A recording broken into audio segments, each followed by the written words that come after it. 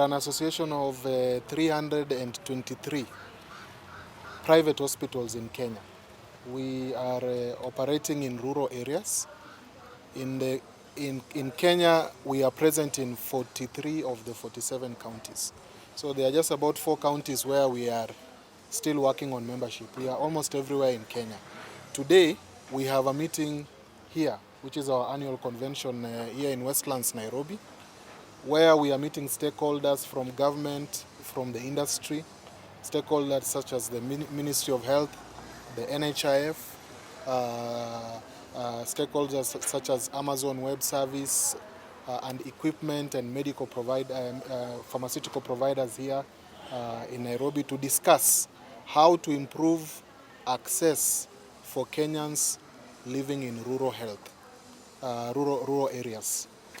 So we have had a very good meeting. The morning session, we had NHIF chairman, we had the CEO of NHIF, and we have made a joint commitment between RUPHA, which is our organization, and NHIF for 3 things. Number 1, together with NHIF, rural private hospitals are going to ensure that universal health coverage becomes a reality, just the way the government has committed that they are going to make sure healthcare is available for all Kenyans.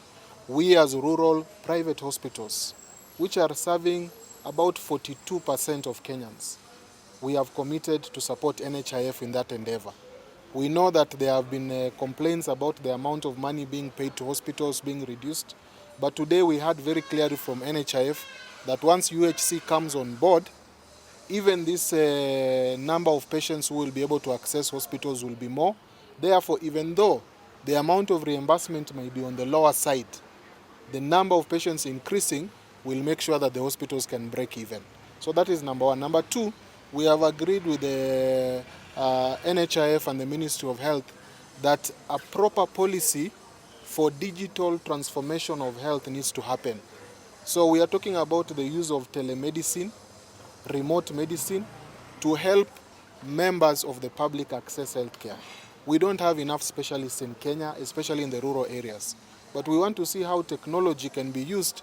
For example, if you have a specialist only in Nairobi, can we connect that specialist via an internet link through, our mobile providers? Can we connect them to a rural area in Embu so that a patient who needs to have a cardiac consultation for a heart problem can be treated without the specialist having to travel from Nairobi? And we were discussing that together with the Ministry of Health and the NHIF, and we have agreed that once the policy is in place, NHIF will start paying for things like telemedicine so that all Kenyans can access healthcare easily. The third thing that we have agreed today here in this convention is the issue of portability of patient information. One of the challenges patients are facing in Kenya is today, if you are sick in Naivasha and you travel to Mombasa, the doctor in Mombasa does not have your medical records.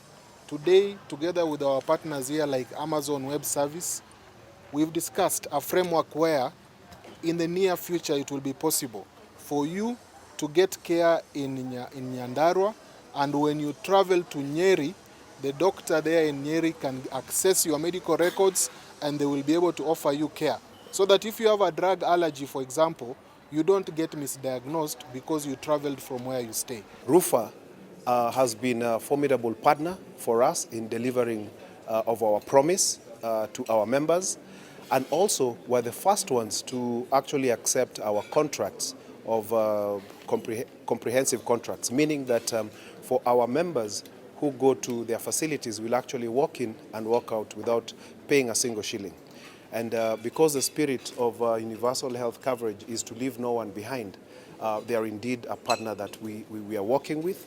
And in this conference today, looking at digitization, is that if we're going to be able to impact everyone to the last corner of the country, then using digital platforms will be key. So this will ensure that our members have quicker access, more efficiently, and also that the RUPHA members get reimbursed for the services that they render in good time. NHIF is an insurance company. The health is delivered by hospitals and the health facilities. And RUPHA is one of our biggest stakeholders We have government hospitals, we have other private hospitals, but this is an organization that has organized themselves for rural hospitals.